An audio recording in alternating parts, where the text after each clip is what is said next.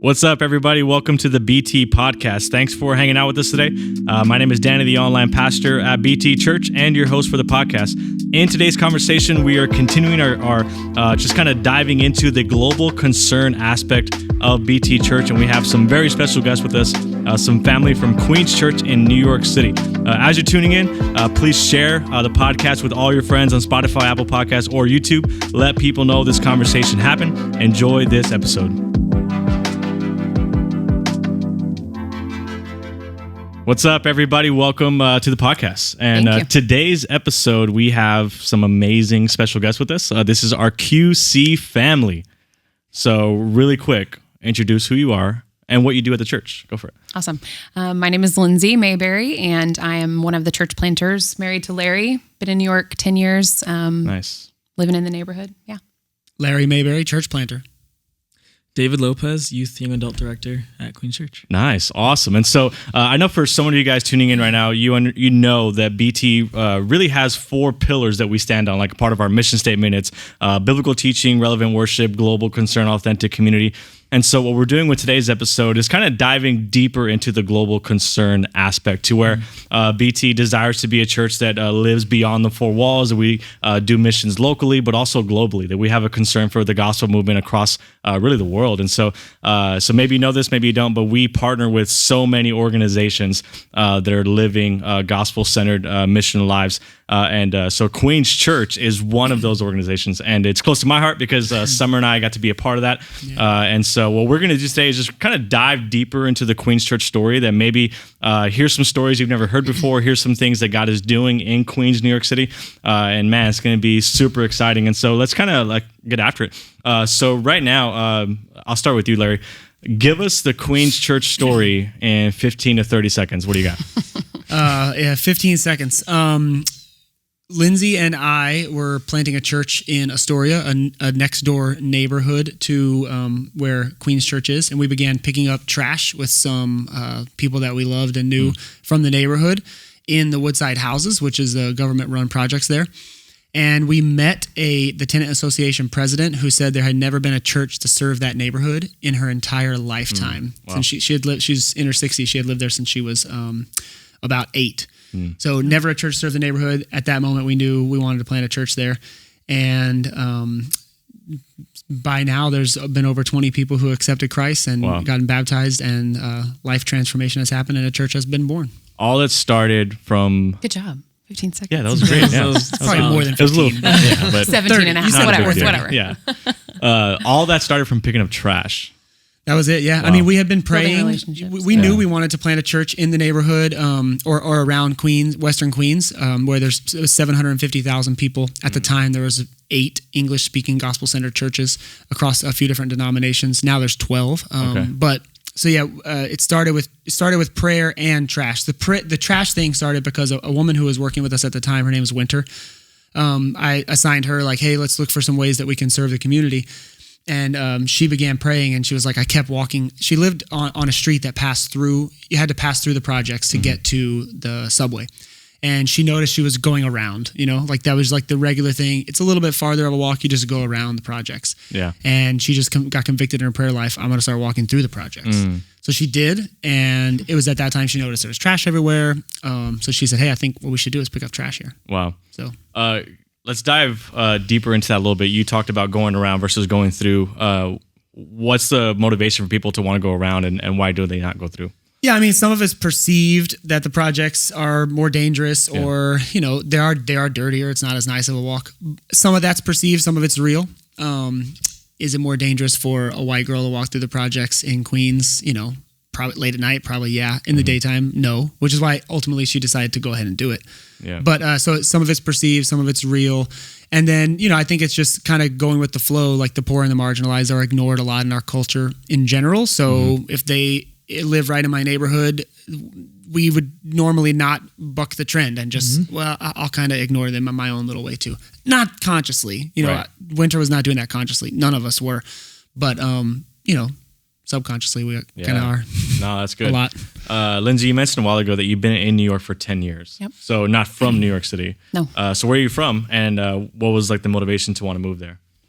We are from Houston originally. H-Town. Yeah. Went to college there, and we're pastoring at a church there with the youth. And God just began to stir in our hearts, well, mostly in Larry's heart, to move to an urban context. We got contacted by Daniel and Carrie, the people that we planted our first church with. And they said, hey, we're moving to New York. We want you guys to come with us. And I was a hard no for a while at the beginning. And God just really changed my heart, softened my heart. We were going through a lot of change as a family. But I just knew that, we had parents who were pushing us to be obedient to what God was calling us to do. And it was a big change for us. But Pastor Chris talked about provision yesterday. Like my mind was just whirling of the ways that God provided for us. And so it was a big change, but a couple months later, we hopped on an airplane and moved to New York and just wanted to make New York home. Obviously, as outsiders, there's a temptation to just come in and go, right? But you really have to, in order to succeed, you have to make a place home first, or at least we felt passionate about that. And so we just lived there for a couple of months, kind of got our roots deep, made memories, and then just trusted God to kind of move us forward in the craziness. But what we did is called pioneer church planting in the church planting world. Like you go where no one that is to try to plant a church, and that can often become like colonizing church planting if you're not careful. And so that's what she means by we wanted to make it home before we planted, so that we weren't colonizing. It's okay to pioneer. Like you'll hear David's story in a minute. He's from New York. He doesn't feel like we colonized the neighborhood, but that's because we on purpose. Well, he has never told me he does. This would be a great time to let that out. So confession time. Anyway, so that's what I mean by make it home is so that it's done. It's done from an appropriate perspective. Oh, that's so good. Yeah. Awesome. And so with that, you moved from Texas to New York City. Tell us the dynamics of the neighborhood. You talked about a little bit with, the idea of going around versus going through the projects, but, the neighborhood is also more than just the projects too. And so what's just context of the neighborhood in general that, you enjoy? Yeah. So I had the opportunity to come into this story a little bit later on. Actually, I joined the team in September. September of 2020. Right, of 2020. So one of the interesting things, I grew up in New York City, been in New York for 25 years. I left for 4 years to go to college. So I was in Indiana for 4 years, but even then, going back and forth from New York to there.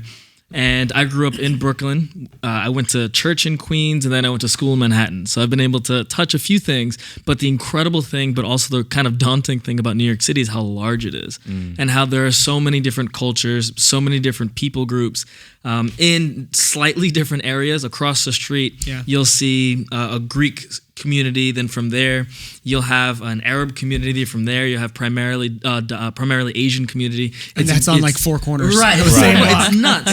So growing up in Bushwick, I went to Woodside, and it felt like a completely different place. I remember chatting with Larry. Actually, I was chatting with you, and we were walking around as we were going through the interview process to become part of Queens Church, and learning about how diverse the community is ethnically, economically, even culturally, because you'll have some people who are from two ethnic backgrounds that are completely different but have a very similar culture, and you'll see so many differences.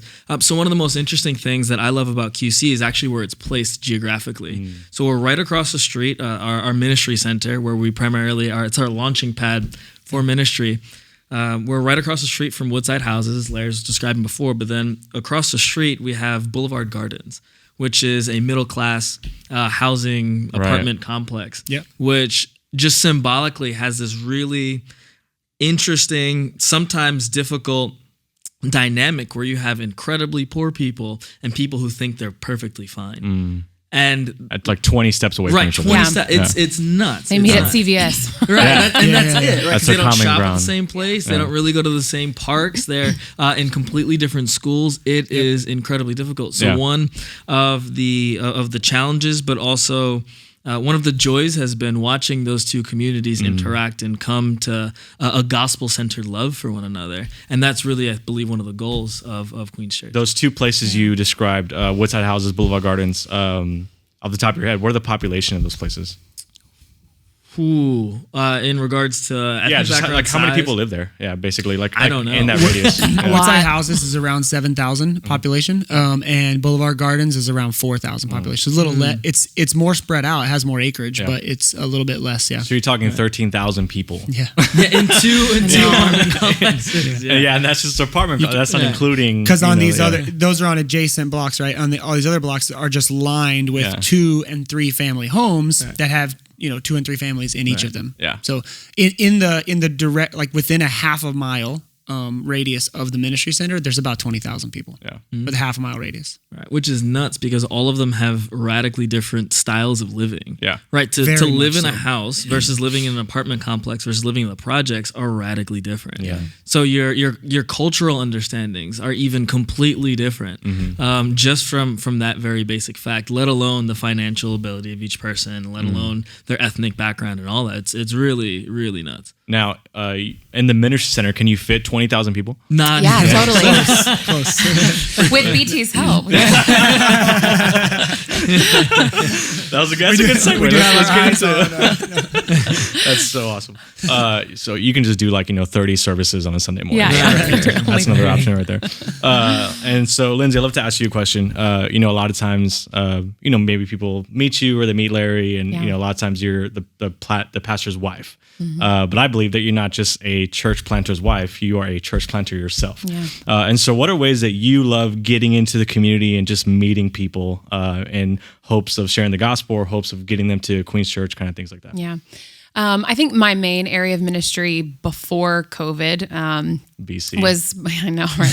BC was really being in the school system with my kids. We're passionate about our kids being plugged into a school that's there in the community. And so they're close. They're kind of in between our house and the ministry center, their school. And so just that natural rhythm of life of walking them to school and getting them to and from, meeting families, talking to teachers, being out in the neighborhood, being at playgrounds, meeting families and talking to them. I am very passionate about that. This is not just his deal. And it's not sustainable. We learned early on it was not going to be sustainable for us to be this far away from family who lives in Texas if it was like Larry's church planting a church and Lindsay's with him. Yeah. Yeah. And I think that, I'm grateful that God has given me that heart, that because I do think that we will be more successful and there will be more support there. There will be a stronger passion for what God is doing. And so, it's small ways. I do have 4 kids, and so I have to kind of go with my natural rhythms of life. But just trying to see who is in front of me during my day.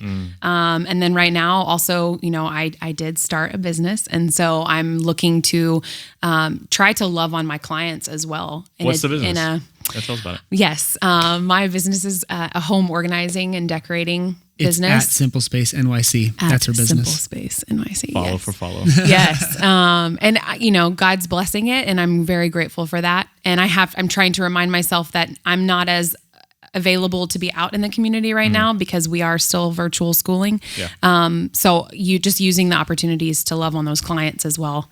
That's good. While I'm working with them. So, getting into it a little bit. Yeah. Simple Space. There's a big motivation for why you did this. Yeah. So you have 4 kids. And at one point, what was the size of your living space? Yes. We have lived in about 650 square feet for the last 4.5 years. 4.5 years. Yeah. 650 or 6,500? 650 Want to square clarify feet. for the Second listeners. floor. One bathroom. Yeah, which was our 4th apartment in 5 years, of living in New York. And that kind of pushed me every time we moved to be more creative and how to thrive as a family. New York living is just totally different. And so in that push and in helping other friends who kind of struggle with the same thing, that's where my passion kind of grew out of. Man, So. 650 square feet, 6 people. Yeah. Everybody's got 100 We're like- square feet. That's about it. Yeah.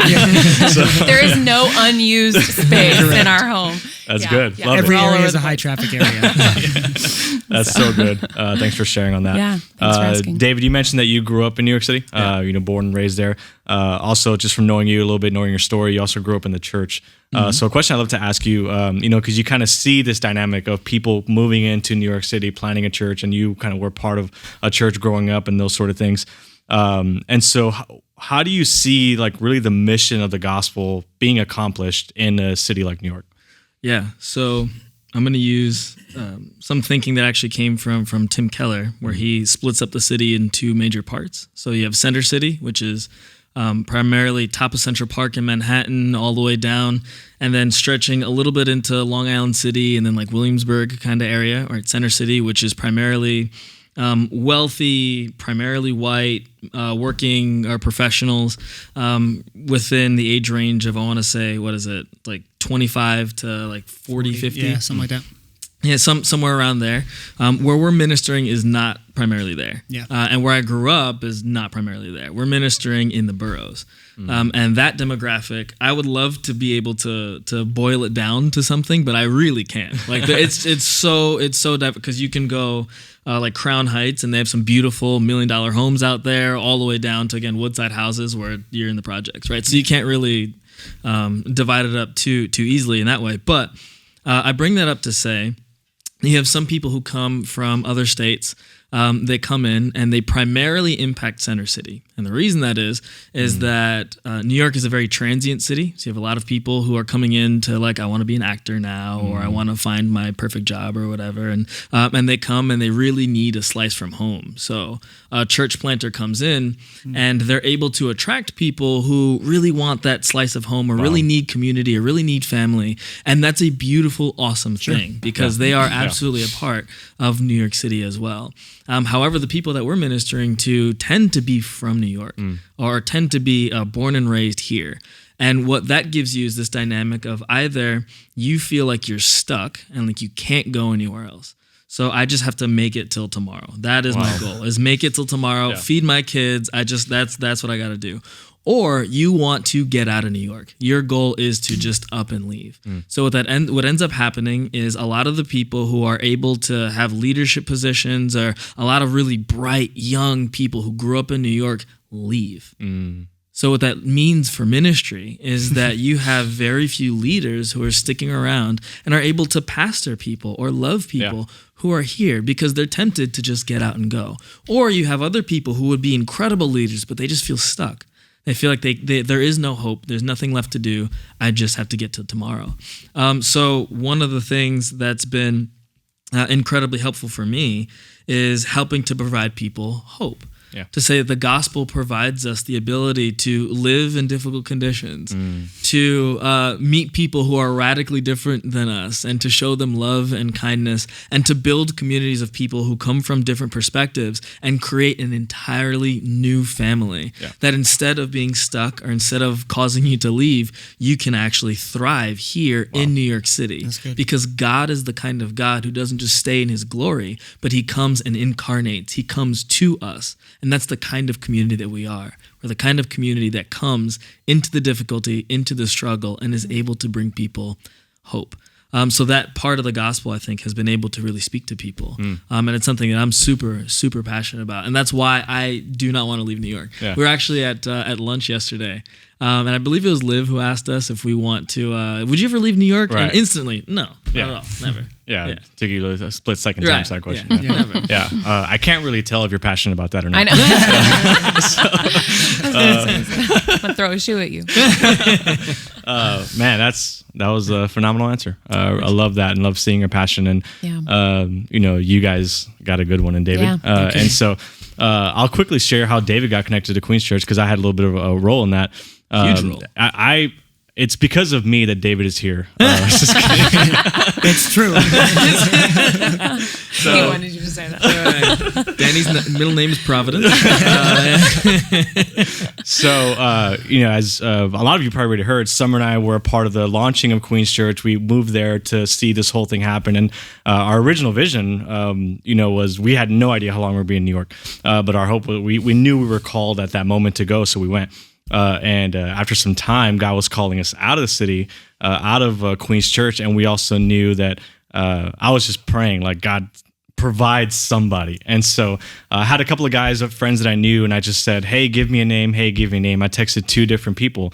and both of them gave me the same name, was David. And so I was like, all right, same name. So something's got to be going on here. After a couple of phone calls, Zoom chats, and then David walking around Woodside with us, I just knew that, man, God was doing something through David. And for me, when I think about it, I love the fact that you're from the city, because you're going to be able to serve that city, serve Queens Church specifically in a way that I don't think I ever could. And so I love the fact that you are now on the team. So, man, grateful for you, bro. And I know that you are grateful for him as well. For sure. And so with that, what I'd love to talk about is Queens Church is a pretty new church, and I love some of the stories that kind of come out of that. For Queens Church, we started off in an elementary school, moving to high school, like that struggle of church planting, always trying to find a location to meet. And so what have been some of the difficulties of church planting in your context, kind of thinking about maybe location, space, those sort of things? What have been some of those like hard moments of trying to make church happen? So. I think you haven't spoken in a while. So I think you nailed it with the location thing. That is a big difficulty of church planting. It's kind of one of those things that is, you're going to have to get in that spot where it's going to be hard to find something once you start church planting, but you don't think you're going to have to do that every 3 months, which is what happened to us. Right. You were there, launch Sunday, it was great. We had an awesome time. We had been working toward this launch for a year, and then Monday morning, 9 a.m. after Sunday, the principal called me and said, you can't meet at school anymore. Yeah. So it was just like a sucker punch, and then that's happened a couple other times.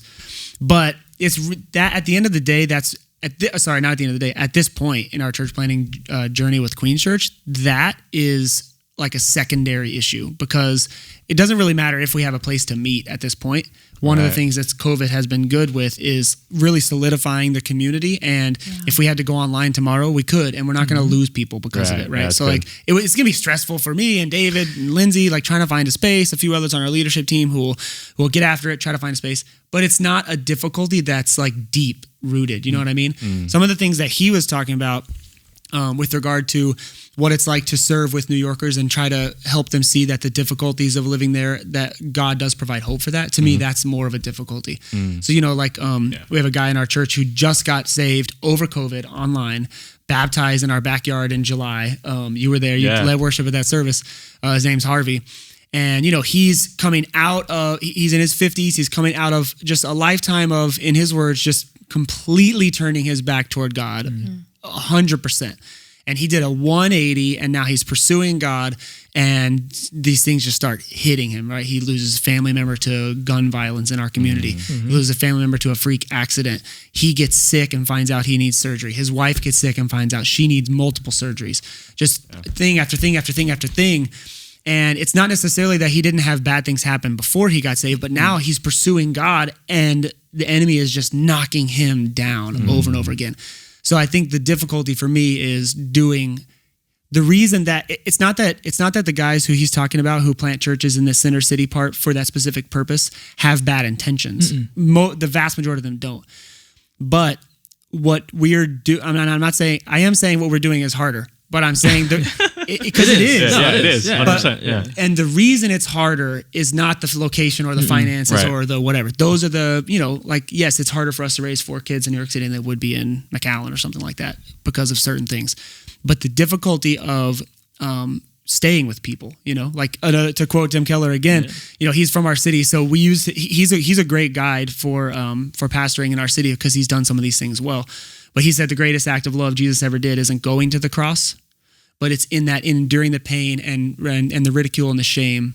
He stayed on the cross. Wow. So a lot of people can go into the place where it's difficult, but not a lot of people can stay. Remain. Yeah. And it is by the power of God that church planters can, like us, can try to stay in the community with someone like Harvey, because that's just one of multiple stories of people that it's tough. It's hard to see them struggle. It's hard to be with them while they're struggling. Anyway, that's kind of like a general thing. I know any pastor listening to this could be like, I'm experiencing that now. I'm not even a church planter. Yeah. So it's part of that's just ministry. Yeah. But that is one of the big difficulties for me. And I just wanted to add, to kind of throw the word provision around again. I feel like it has been a very tangible reminder in losing our locations and losing our places of worship that we all know this, right? But it's been a very tangible reminder that the church is not the building. For The sure. church is the people, and that's the hard part, that we to stick with the people. If you have a building and you're distracted with, okay, we've got to make it look good, we've got to get it perfect, we got to raise the funds to keep the building. Like, yes, we want a space for our church, but it's just been this, I think it's been a gift, especially even just listening to you right now, to say, hey, let's focus on our people. Let's just love and pour into our people. And again, if we were to lose our building tomorrow, we would probably thrive, because our church family, our people are growing. Yeah. I want to say one more thing too about the difficulty part. I think we forget sometimes, I don't want to throw anybody else in this, that the devil is not omniscient. Because he doesn't know the future. He is surprised when people go from death to life. So when Harvey got saved, that surprised Satan. He didn't know that was going to happen. Yeah. So when Satan's territory that he has owned for a while, or he has been leasing, from God for a while, Of Harvey. starts to get pushback. Yeah. He doesn't know what's happening. He just sees this guy's not, he's pursuing God, and I don't like that. So he doesn't know that's happening. When that starts happening at a fast rate, that's when I feel like that temptation increases, everything ratchets up. His attack, he goes more on the attack, where he might have been just being able to sit back and just watch at that point. Yeah. So that all of these things that we see difficulties are because of, this is some territory that hasn't seen a revival since 1850. Right. This territory is getting pushed back in a way that hasn't happened since 160 years ago. Yeah. So Satan's not really happy about it. That's so good, man. David, give us a joy of being a part of Queens Church right now. Oh. Yeah. The main ones are that it is a family of people who, I think Larry said it before, who remain. The number of texts, the number of calls I've gotten to help someone just move. And the fact that Larry and Lindsay are at all of them is incredibly mind-blowing. Because again, ministry, there's also, I won't go into the economics of New York City too much, but there's a trend also for, and I use air quotes for pastors, because there's some people who buy a building, call it a church, don't have to pay property tax now, and use it to do other stuff, right?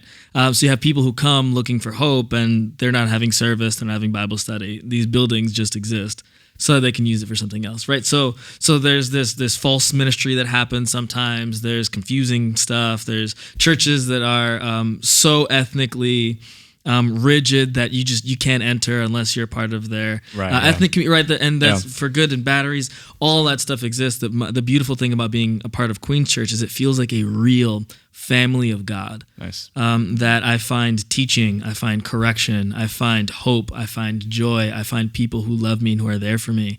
And being on staff there, I've felt that, so I can't imagine how much more for people who are just trying to make it through the week, right? That they feel that, and that's been mind blowing. The resilience has been incredible from the Mayberries, from other staff members, from Candace, from Liv, from talking to Harvey every single week. He stops by the center with his Walks big his pit dog. bull, who looks like he could bench press me. Like, he's just this, The pit bull or Harvey? The pit bull. Oh, okay. The pit bull is like, bro.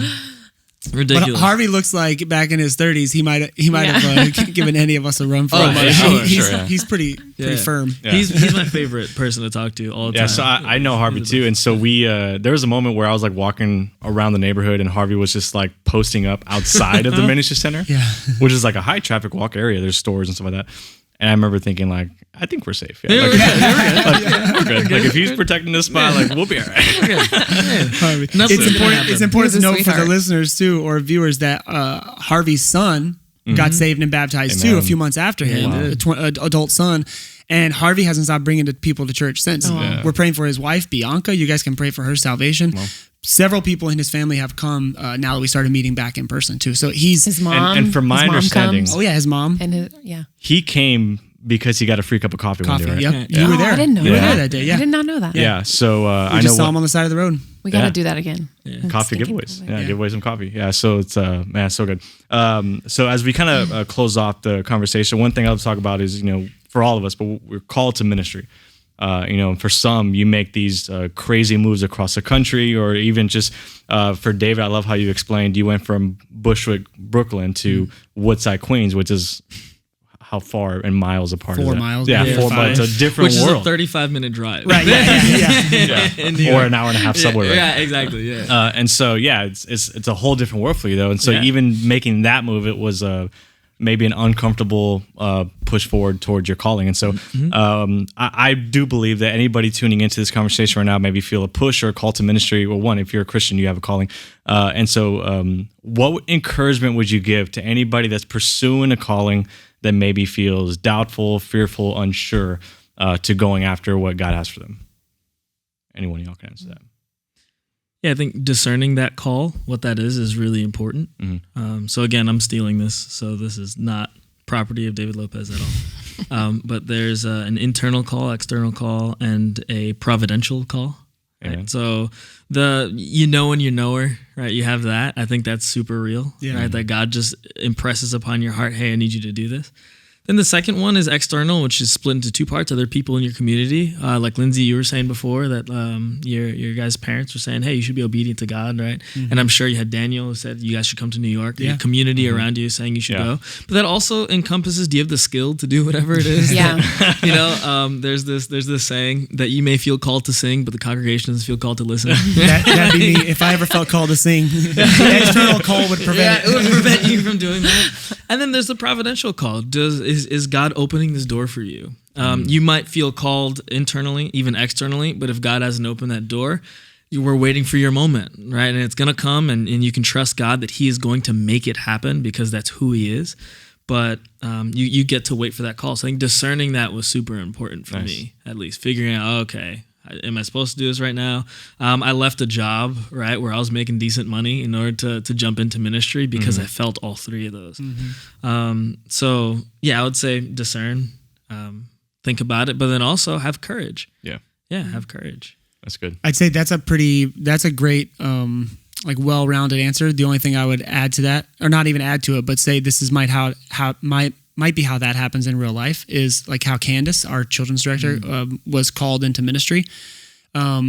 She took little steps toward it. So maybe, if you're watching this now or listening and you've taken a couple of steps and now you're feeling uneasy again, and that might be because you're not taking all the steps God wants you to take yet. Yeah. So she just mentioned, she knew we were going to plant a church. She knew she was going to be involved in it. She was a new Christian, but she also had 4 kids. So she asked me in the lobby of the other church we planted one day, who's going to do the kids at Queens Church, or at the new church. We didn't have a name for it then. And I said, we don't have that, in yet. And she was like, okay, because, that would be really important to me, and, making sure that it's done well. I said, Candace, is God calling you to do the kids? That's like the external. I didn't know if she was called, but because I would never ask a single mom of 4 to be the children's minister. To me, if I'm a single dad of 4, I don't want to be the kids minister. I don't look at a But kid. she said this, which might be you. She said, could I do that? Wow. So she had never even thought I could be a children's minister, but she was taking those little baby steps, and I said, yes, of course, let's pray about that together. We began praying. So that's the theory. The process is then, when you think God's calling to it, ask the question, follow the leadership that's in place, pray about it, and then before long, she had a vision from God of what the children's ministry would look like. Wow. 3 years ago. And I actually questioned her vision initially and said a church plant can't have a children's ministry that goes from birth to 5th grade because we won't have enough volunteers for it. I told her that exact phrase. And then I paused. I said, Candace, that was terrible church planting advice. That was wrong of me. And she laughed, and I was like, I'm serious. That was bad pastoring. If God gave you that dream, let's pray for it. And now that we've seen that come to fruition, she by her grit and hard work, right? So like calling that's a theory, and then part of it's like you just kind of gotta step, which is where the courage he mentioned comes in. You got to have courage. Can I just add the small detail? This is very basic level, but I was just thinking back on, back to the beginning of our story. Yeah. I think it's very important to analyze your heart and your intentions of why you feel called to do something. And that's why I mentioned about my hesitation to move to New York and basically telling God no for a little while, because I knew that if I said yes out of just New York City is really cool. Like what we're doing is cool. Church planters are cool. Like there's just this, cool factor. I knew that it wouldn't survive. Wow. Right. And so I just think going the very basic level is just analyzing your own heart and your own intentions. Like, why do I want to do this? Or why do I think that this might be? Is it really truly to honor the Lord and to be obedient to his calling, or is it to somehow reflect back on myself? Wow. That's good. And basic level. That's super. That's not basic. That's super important. It's and like if you're deep like level. if you're like me and you don't have any discernment, discernment is not a spiritual gift that is in my soul. You better be getting people who have discernment around you. Like she's my wife, so I had that. If I didn't, I would need. If you don't have a husband or wife who is a discerner or a person around you, you got to get around them before you make some big decision about your life, because they got to be discerning the Spirit better than you. I love it. And then when the Holy Spirit breaks through, you just got to obey. So there was one Sunday at our church that Ryan Beasley, our great friend in Houston, and worship minister, before Houston, we moved, Yep, and we sang the song. This song was new. That's how long ago this was. You are peace, when my fear is crippling. That lyric, and both of us just lost it. Started crying in service. We were on opposite ends of the sanctuary. Yeah. Oh wow! So you are peace, when my fear is crippling. We got in the car on the way out, and we couldn't say it fast enough. At the same time, I can remember driving up Piney Point Road in Houston and saying, like, it's a big yes. Like that, it's our fear that's holding us back. God's giving us peace. He gave both of us peace right then. I thought I was a yes, but I was still a no. Yeah. And she was a hard no, and it was a hard yes. Boom, like that. Wow. So just obeying when the Spirit breaks through. That's good. Yeah. But you were going to say something too. No, I mean, I was just going to follow up Lindsay and say, if you come and your intentions aren't good, we don't need you. Exactly. Yeah, wherever you're going. New York, honestly, LA, McAllen. Please stay home. That's not helpful, and in fact, it could be very harmful. Yeah. It's So please, but man, I think that's beautiful. Yeah, obey. I love it. So as you're tuning in right now, maybe as BT, you tithe to the church. One thing that you may realize or not, that your portion of your tithe actually goes to Queens Church and goes to multiple organizations like Queens Church that we partner with. And so what I would love just for our hearers and listeners to know is how can they connect with you guys, with Queens Church, maybe on social media, ways that they can just hear stories and see what's happening. But also maybe anybody tuning in or listening has a desire to financially partner with you on above and beyond basis beyond their tithe. So what are some ways that they can do that? Yeah, there's a couple of ways you can connect with us better online at qns.church. So at qns.church across all channels, YouTube, Facebook, Instagram. But also, if you just want to DM qns.church or me, your email address, we do a monthly email with a little video update. You'll hear stories there. So our Instagram is like church facing. So you just get to keep up with us, kind of like if I follow to bt.church. But the email is more story driven, and you'll get to hear what your gifts are doing. That's a great way to keep followed up. But yeah, I mean, if you want to individually partner above and beyond your tithe, then you could do that at qns.church/give. Nice. You can set up a monthly gift or one-time gift there as well. It's good. And I just wanted to add too that if maybe you're already supporting Queens Church in some way, maybe you're already giving or you're already praying for us or whatever, but you want something more specific in how you can love on us. Like if you read that email and you see someone, be talked about in that email, that update. We have a whole church family that is just going through a lot of grief. And if Harvey is one example of something that he's going through and he's just having a really hard time right now, we've got a whole list of people that people are struggling, they're hurting. We've had a lot of loss within our church family of people that they love that have passed COVID or not related to that. And it's just been a really hard and dark time for our church family. They're struggling, they're grieving. So if you want something more specific, if you're a prayer warrior, like the lady you mentioned earlier, you can always reach out to us and we'll give you a name. Yeah. We have specific people that we want to be poured into. And they're like, we were talking about earlier, they're hungry for it. They want that prayer. They want that intentionality in their lives. So we'll give you a name and you can just be praying for Harvey and for his family and for the loss that they've experienced. And we have a whole list of people we can give you. A lot of people that you'd be praying for have no church background. So like this is their intro to the church. Yeah. Some people from another state want to pray for me when I'm going through my time of need. Like this is to them, that's church if that's what happens. So. Yeah. Right. I love that. So good. Well, man, I deeply enjoyed this conversation. Love you guys deeply. Love Queens Church, and I am believing and praying that God has big plans for Queens Church and for you guys there in New York City. So thank you all for being on the podcast. Yeah, thanks for having us. Appreciate it.